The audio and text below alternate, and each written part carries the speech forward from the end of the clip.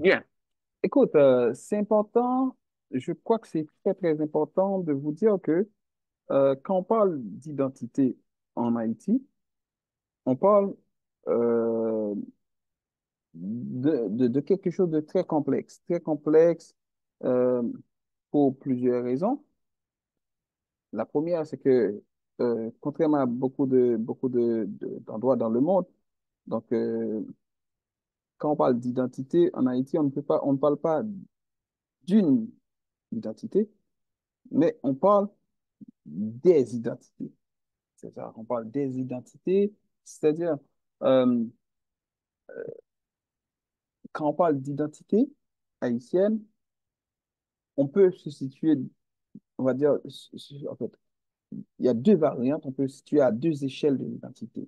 Donc, si vous avez eu la chance de lire euh, Le pays en dehors de Barthélemy, Gérard Barthélemy, vous verrez que Le pays en dehors, le texte en dit beaucoup. Le pays en dehors. Le pays en dehors, c'est le pays qui se situe, d'accord, à une autre échelle, à une autre dimension, avec une autre culture, en fait, une autre manière de penser le monde, un autre langage. C'est pas une autre langue, mais c'est un autre langage. Donc, c'est un pays dans un pays, le pays en dehors.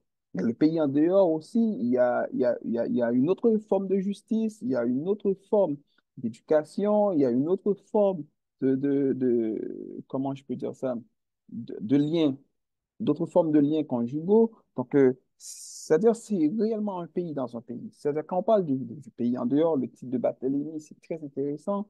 Donc, ça en dit beaucoup. Donc, dans le pays en dehors, je pense, de mon point de vue, Barthélemy a, comment je peux dire ça, inauguré toute une pensée sur ce qu'on appelle l'identité en Haïti. Bon, maintenant, l'identité qui nous intéresse aujourd'hui, c'est l'identité un peu culturelle.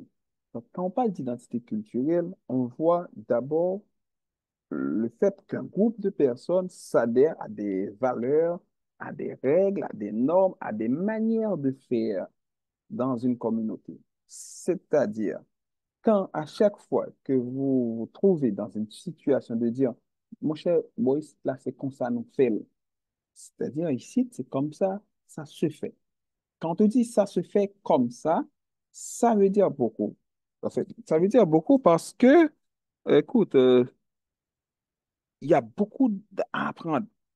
Il y a des choses à apprendre, donc ne pensez pas que vous connaissez plus de choses que nous, parce que ici, on fait ça comme ça. Ici, je vous donne un exemple. En temps normal, on salue les gens quand on les voit dans des espaces publics, en Haïti, par exemple. Mais un exemple, au Canada, à Québec, on ne salue pas les gens dans une station de bus, par exemple. Là où l'on attend les bus, on ne salue personne. Personne ne salue personne. Donc, personne ne salue personne. C'est un peu bizarre pour les étrangers qui sont arrivés, surtout les personnes qui viennent de l'Afrique ou d'Haïti. C'est-à-dire, chez nous, on dit salutation, c'est l'isaïe. Salutation, c'est l'isaïe parce que ça se fait comme ça. Il faut saluer les gens. Donc, en fait, parfois, vous demandez une information à quelqu'un et puis la personne vous dit allemand de Madame Bonjour. Mais vous dites, c'est quoi Madame Bonjour? Mais écoute, c'est juste pour vous dire que avant de me demander cette information, vous ferez mieux de me saluer, monsieur. Donc, en fait, cette phrase-là, allemand de Madame Bonjour, explique toute c'est-à-dire, explique toute une sagesse c'est-à-dire de saluer les personnes qui sont plus âgées, de les respecter, de saluer les personnes qu'on ne connaît même pas, d'accord? Parce que on parle de l'idée, de l'hypothèse que l'on est tous des frères, des sœurs. Même si je ne vous connais pas, si vous êtes un Africain, vous êtes mon frère. Vous êtes ma sœur. Et quand, moi, ça m'étonne toujours quand les Africains me voient, d'accord, bon, ils m'identifient comme un Africain, bon, mais quand on me voit, on me dit, écoute, salut mon frère. Je dis, salut mon frère, je suis content. Écoute, et moi, je commence à les appeler comme ça aussi, parce que tout simplement, ils me considèrent juste comme un frère. Et cette fraternité, d'accord, en fait, se reconnaît d'abord dans la couleur de peau. Se reconnaît, c'est-à-dire, moi, en fait, en fait, on ne sait pas encore que je suis haïtien, que je suis caribéen. Écoute, je suis africain à première vue. Après, on va vous identifier. Ah, vous êtes haïtien, mais vous êtes africain quand même. Donc, mais c'est juste pour vous dire, l'identité culturelle, c'est important. Donc, on essaie de vous caser en fait, dans des cases pour vous dire, écoute, lui, il a de la peau noire, il est africain. Donc, jusqu'à preuve du contraire. D'accord? Elle a les yeux bridés, mais sûrement, écoute, un Asiatique, un Japonais ou Chinois, jusqu'à preuve du contraire. Donc, c'est cette tentation de mettre de l'étiquette, d'étiqueter les gens. Donc, c'est un peu fort chez nous. Donc, ainsi, l'appartenance à une culture se traduit par l'adhésion à des normes. C'est-à-dire, si je dis que je suis haïtien, c'est-à-dire j'adhère à certaines normes. Donc, les vaudouisants, ils adhèrent à des normes. Les bisangos adhèrent à des normes. D'accord? Les adventistes n'ont pas les mêmes normes que les pentecôtistes, par exemple. Les pentecôtistes ont leur façon de prier. Les baptistes ont leur façon de faire, ce qui est totalement différent. Donc, là, on est quand même sur une autre échelle, mais les Haïtiens ont une manière de faire, d'accord, qui est très, très, très, très, très différente des Américains. Là, la conception des Haïtiens de Dieu est totalement différente de leurs voisins dominicains. La conception des Haïtiens du travail, par exemple, est totalement différente de leurs voisins dominicains ou de leurs voisins, en fait, un peu plus loin, là, écoute, jamaïcains ou cubains. Pour ceci, tout ceci pour vous dire que d'accord, quand on parle d'identité culturelle, on parle des valeurs, des normes, on parle en fait des manières de se positionner dans le monde, d'accord, d'une vision du monde par rapport aux autres.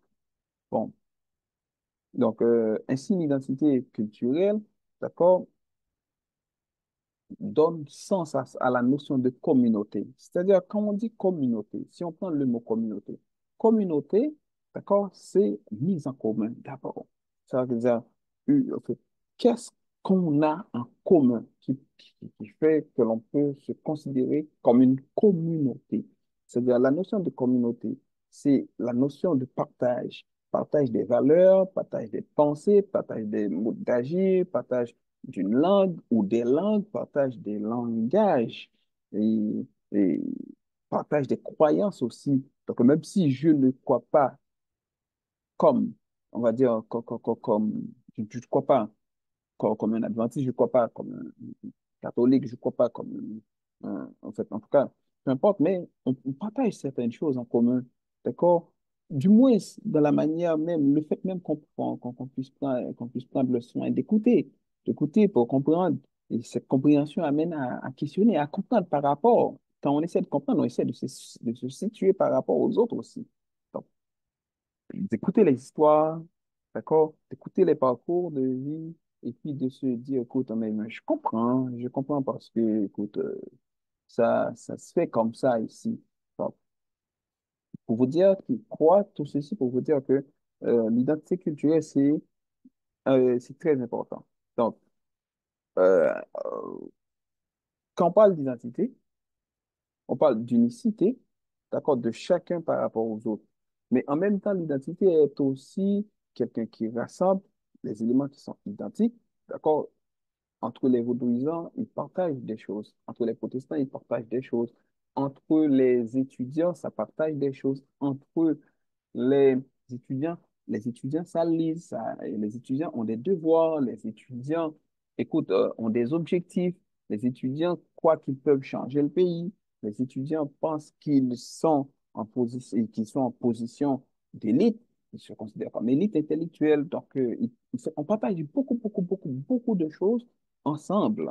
D'accord? Les étudiants partagent des choses avec les professeurs. D'accord? Les professeurs partagent certaines choses avec les étudiants parce qu'ils constituent une élite. Donc, tout ceci pour vous dire que donc, il y a des choses qui nous rassemblent, hein, d'accord? Écoute, des choses aussi qui nous divisent. Bon, En fait, quand on parle d'identité haïtienne, il faut s'attendre à ce que l'on parle de l'identité créole et l'identité boursale. D'abord, qu'est-ce que c'est que l'identité boursale? Donc, l'identité boursale, je crois qu'on l'avait expliqué dans le dernier cours, on va pas épiloguer là-dessus aujourd'hui, mais on parle d'identité boursale pour expliquer la résistance qu'il y a en Haïti, une résistance culturelle, d'accord, une résistance politique par rapport à ce qu'on appelle la globalité par rapport au passé colonial, par rapport à tout ça, à l'esclavage par exemple. Donc, c'est-à-dire quand on parle de l'identité boursale, on veut parler de ceux-là, de ce groupe-là, de ce grand groupe, pratiquement la majorité des personnes qui vivent dans les milieux ruraux et aussi dans les milieux urbains, et ces personnes-là qui gardent précieusement les valeurs africaines, la culture africaine, les folklores, etc., etc. Ces personnes-là, par exemple, selon, par exemple, Augustin, Jean-Ronald Augustin nous dit, par exemple, cette résistance est considérée comme un élément quotidien de survie et de construction des rapports sociaux en Haïti. C'est-à-dire, euh, pour Augustin, c'est, en fait, Jean-Ronald Augustin, c'est important. Donc, d'ailleurs, les Bossales, ce sont ceux qui sont habités par les mœurs et les cultures, les pratiques africaines. Donc, maintenant, il y a eu depuis, euh, bien avant 1804, une forme de résistance. Il y en a ceux qui viennent euh, de l'Afrique qui restait paisiblement dans l'esclavage, en tout cas, qui pensait de toute façon un jour, peut-être qu'un blanc va dire un mot pour eux, et puis ils seront peut-être libres, mais peu importe, même s'ils sont libres, écoute, ça ne leur dit rien qu'il y ait des personnes qui sont encore dans les chaînes. Mais eux, ils seront libres. Et comme ça, étant donné qu'ils seront libres, ils, ils vont pouvoir manger, tu vois, les restes de nourriture des Blancs. Et puis, comme ça, écoute, des colons blancs, d'accord, des maîtres. Et puis, ils vont se sentir quand même bien parce que ils vont se sentir quand même des petits maîtres. Ça, c'est les créoles là dont je vous parle. Mais il y en avait ceux aussi, il y en avait ceux-là qui, les Bossales, eux, qui ne voulaient pas se baptiser, d'accord, qui était en rébellion totale à toute forme, écoute, rébellion totale à au système en entier, là. Donc, ces personnes pratiquaient le vaudou, d'accord?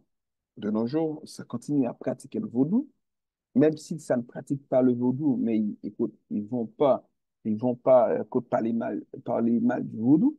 Donc, pour eux, même s'ils ne pratiquent pas le vaudou, ça mérite un respect, d'accord? D'ailleurs, écoute, quand on lit la constitution de Dessalines, tu vois, vous savez qu'est-ce que Dessalines disait? Il disait que, en fait, tous les cultes sont tolérés. Tous les cultes sont tolérés en Haïti. C'est-à-dire, il n'y a pas lieu de dire que quelqu'un n'a pas le droit de pratiquer une religion. Tous les cultes sont tolérés. Donc, ça, c'est une posture boursale. Mais vous savez, l'autre posture, la posture créole, c'est la posture du colon qui vous dit, écoute, mais écoute, on doit tous être catholiques, on doit tous être protestants, on doit tous être, etc. Non, les gens ont le droit de pratiquer ce qu'ils veulent pratiquer. Donc, maintenant, pour revenir au boursal, les boursales, c'est le vaudou, c'est la Soukri, la Souvran, la Badjo, tous les lacous, d'accord? Mais aussi la Grand Nou, d'accord? La côté, par exemple, nous gagnons ça, nous les, on papa feuille, on maman feuille, etc. Donc, la nous, passe l'eau nous, d'accord? Donc, toute croyance qu'il y a avec famille nous. Donc, c'est des bagailles, le plus souvent, ce qu'on fait, on essaie de les dévaloriser. Mais les dévaloriser, c'est aussi nous dévaloriser. Parce que ce qu'il y a, c'est que comment on peut dévaloriser quelque chose qui nous identifie? Écoute, je ne dis pas que tout le monde doit être vaudouisant, ça, en fait, je ne dirai jamais ça. D'ailleurs, je pense que ce serait mieux qu'on ne croit pas. sincèrement, on vivra mieux si on ne croit pas. Mais on ne peut pas non plus se situer dans une posture à dire, écoute, donc moi, je peux, mais non, écoute, si on a de la famille qui sont croyants, écoute, c'est mieux, c'est beau, écoute, il faut les encourager. Donc, même si nous, on ne croit pas, donc on n'est pas, on n'est pas obligé tous et toutes de croire dans quelque chose. Non, ça n'a aucun sens de croire. Mais le vaudou est plus qu'une religion, c'est aussi une culture, c'est-à-dire c'est une mentalité, c'est une façon de penser, c'est une expression nègre. Ça, c'est important. Maintenant, quand on parle de la terre, c'est-à-dire la terre, le rapport à la terre, le rapport à la terre, le travail, la terre, le combat, d'accord?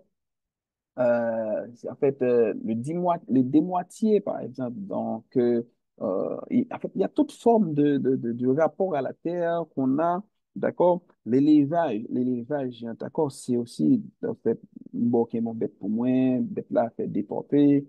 Et puis, donc, tout cela, ça participe d'un ensemble qui est très intéressant, donc, qui est très, très loin de la pensée occidentale, de, de, de, de, de- de la production intense. Donc, on est, nous, dans une production à petite échelle, une manière de penser. Donc, euh,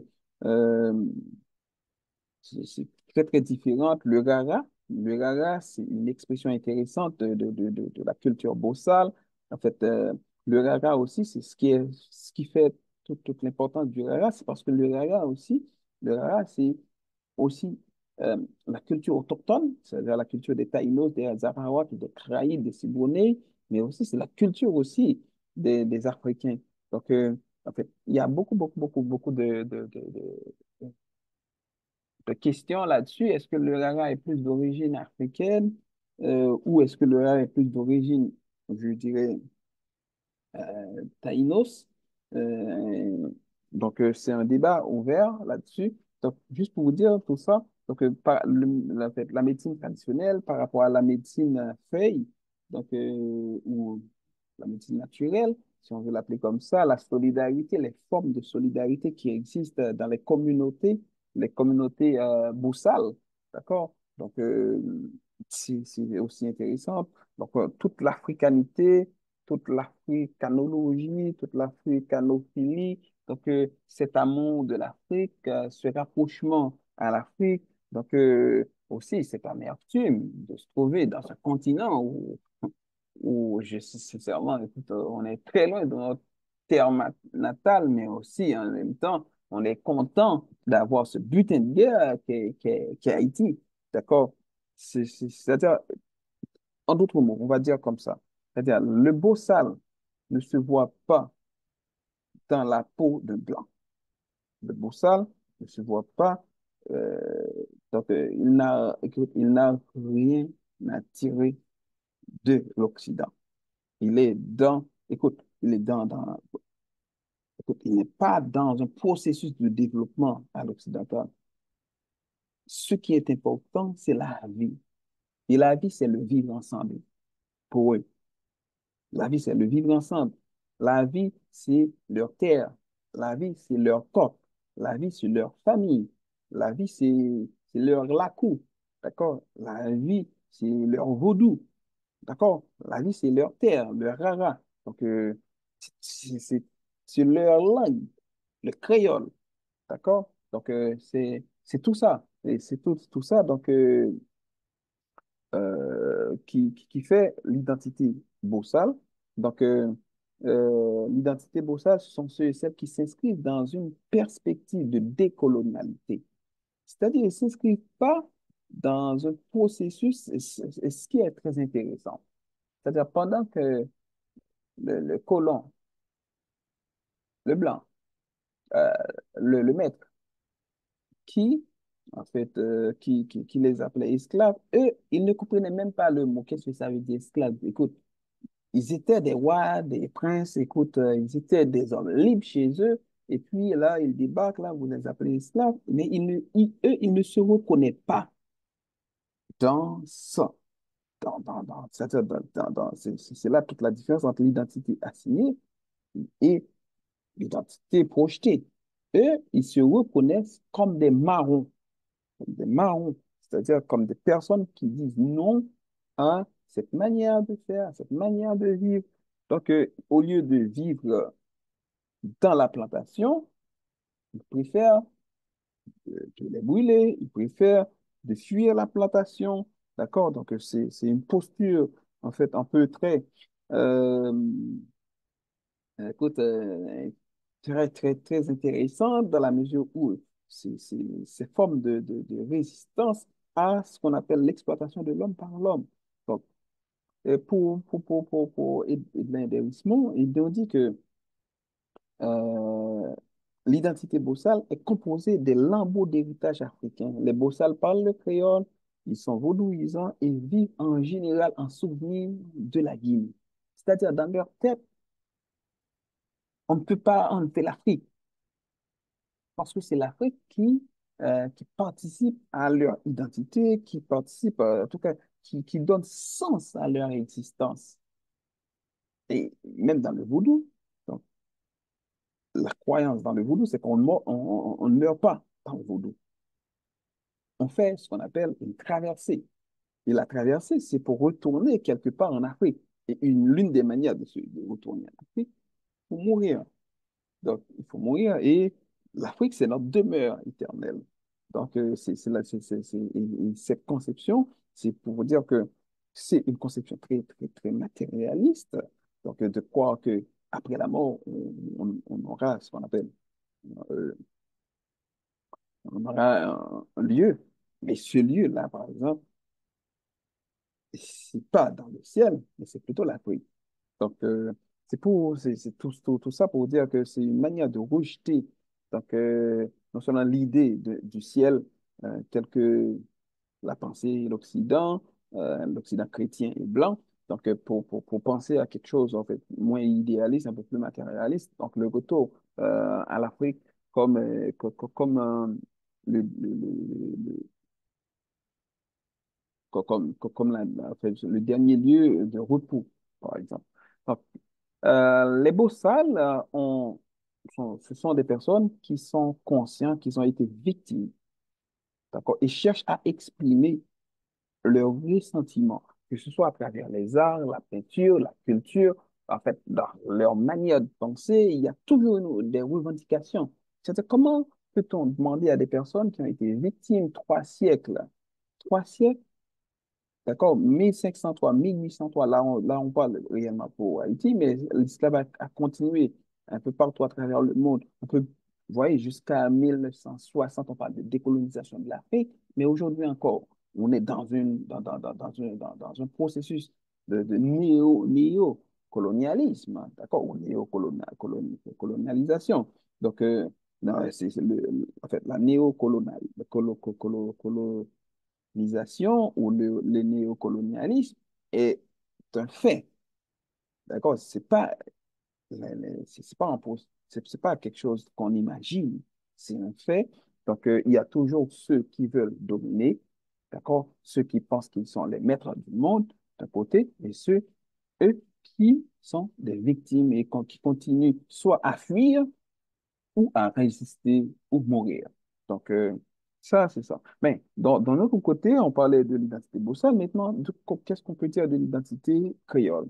Donc, que ce soit avec Casimir, que ce soit avec d'autres auteurs, d'Hérisson ou d'autres auteurs Laënnec et Orbon. C'est des auteurs très, très intéressants qui théorisent un peu sur Jean Casimir, par exemple. C'est un auteur clé pour comprendre l'identité créole, l'identité bossale, la dualité identitaire en Haïti. Donc, on ne peut pas être dans un cours de psychologie sociale et ne pas questionner ou penser, en tout cas, faire travailler nos ménages sur cette affaire-là. Donc, quand on parle d'identité créole, on parle de la religion, en fait, en termes de religion catholique, on parle de la langue française, c'est-à-dire on va dire autrement, on parle de l'héritage du colon, d'accord? On parle de l'héritage colonial, c'est-à-dire le catholicisme. L'Afrique n'a jamais été catholique avant. D'accord? Donc, les esclaves, bon, les esclaves ont, comment je peux dire ça? Les esclaves, en fait, étaient, quand je dis esclaves, ça me met mal à l'aise parce que dans ma tête, je sais qu'ils ne sont pas des esclaves. Je veux dire les captifs. Donc, on les forçait à se convertir au catholicisme. Pourquoi écoute, si le catholicisme ou le christianisme, c'est une bonne chose, pourquoi on le donnait à l'esclave? Est-ce que le christianisme est meilleur que la liberté? Pourquoi on met quelqu'un dans les chaînes et on le force à être chrétien? Ça n'a aucun bon sens. Ça n'a vraiment aucun bon sens parce que je suis pas libre et vous me demandez de quoi? Pourquoi? Ça sert à quoi? De quoi si je suis pas libre? Parce que la, en fait, la vraie croyance dans le vrai Dieu serait, et le vrai Dieu serait la liberté. Donc, il n'y a pas moyen de me dire que écoute, demain, je serai meilleur. Donc, moi, je vais être bien maintenant, je vais être libre maintenant. Et puis, si je suis libre, je peux choisir Dieu ou je peux ne pas le choisir. Donc, là, on a le choix. Donc, ce qu'il faut comprendre, c'est que le catholicisme a été toujours un outil pour favoriser l'esclavage, pour forcer, établir. Donc, c'est l'opium, d'accord? Donc,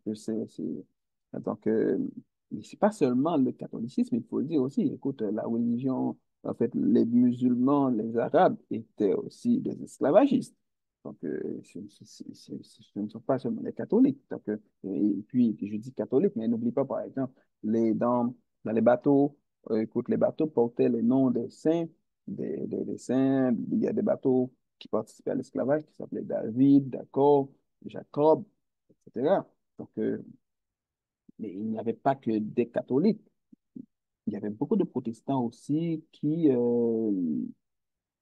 participaient au commerce de l'esclavage. C'est très important. Il y a beaucoup de protestants qui participaient à ça. Bon, je ne sais pas si vous saviez que en fait, cette chanson, hein, cette cantique qui s'appelle Le nom de Jésus est si doux, le Dieu de désarmement, le Kourou, il nous appelle au rendez-vous.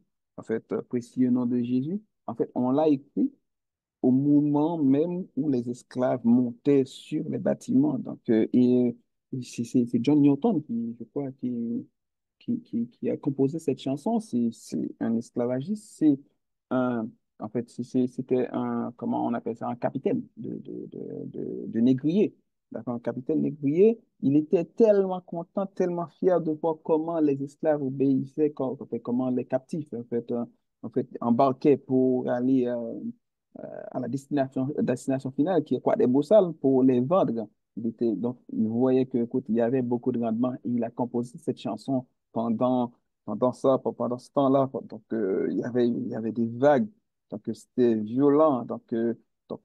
Écoute, pendant qu'il composait la chanson, il était en train de frapper, de battre, d'humilier les Noirs, les esclaves. Et aujourd'hui, on chantait encore cette chanson dans les églises. Vous voyez, donc, c'est c'est tout ce qu'il faut apprendre. C'est pour ça qu'il faut aller à l'école pour comprendre que, écoute, je peux être chrétien, mais je ne vais pas chanter cette chanson. Parce que cette chanson a une histoire. Cette chanson, c'est une chanson qui a été en fait, rédigée dans un contexte où les Noirs montaient dans les bâtiments et on les humiliait.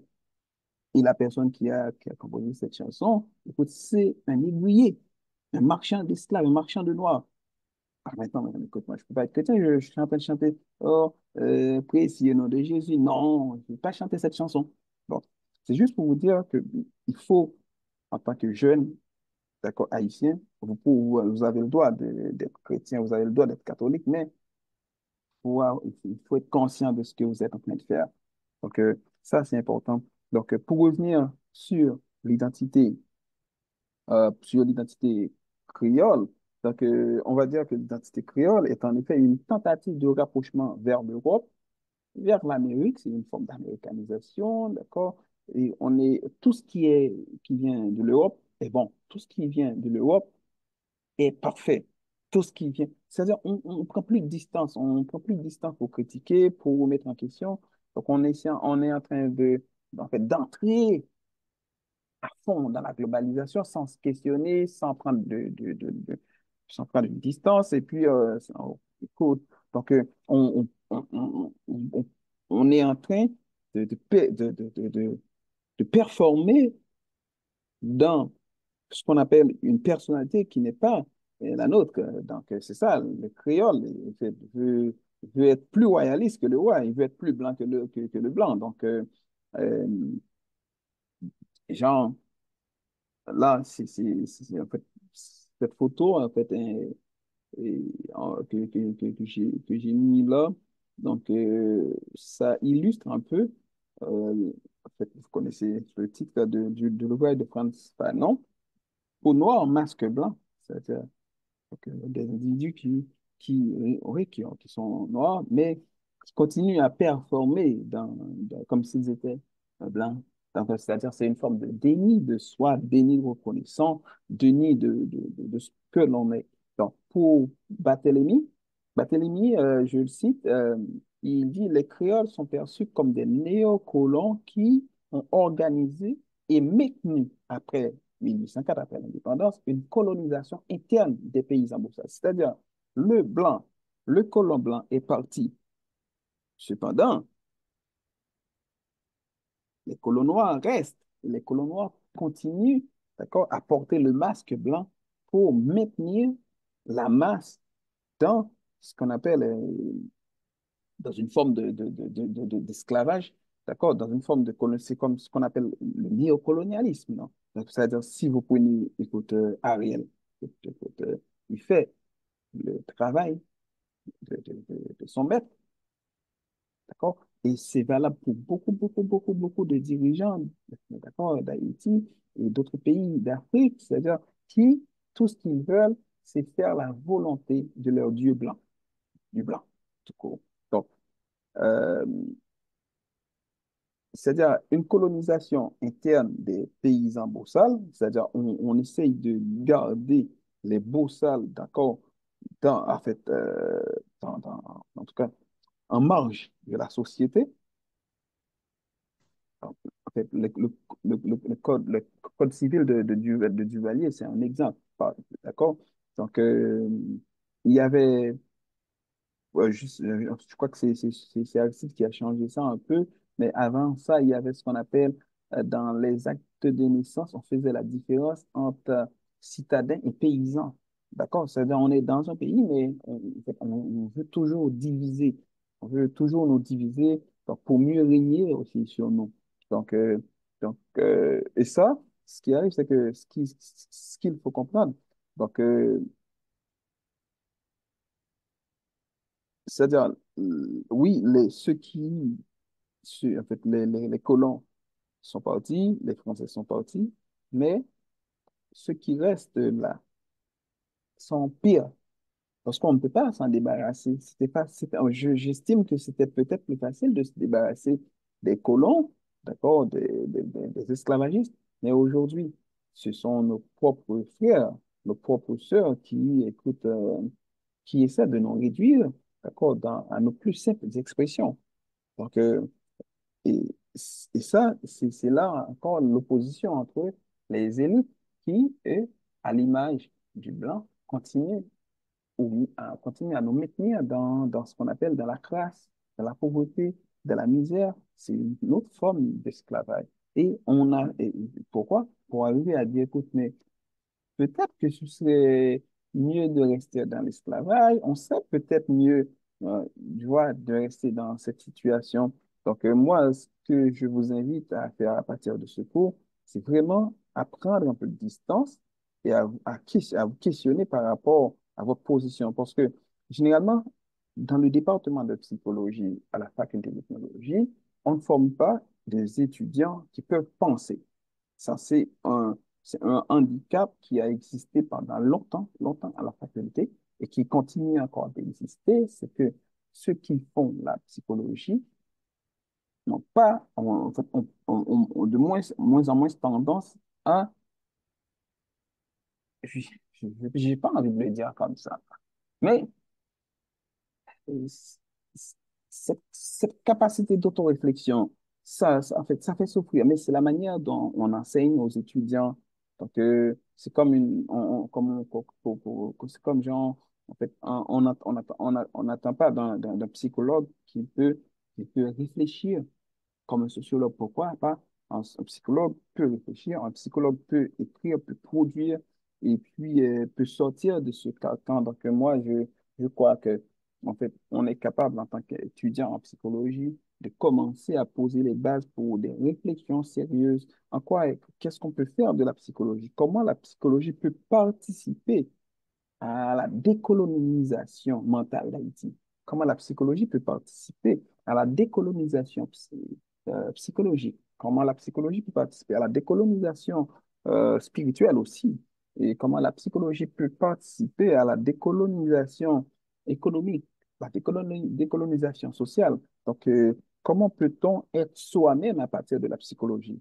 D'accord? C'est toute l'importance de la psychologie. Donc, pour résumer, avec ce module. Donc, l'identité nous permet de nous identifier à certains.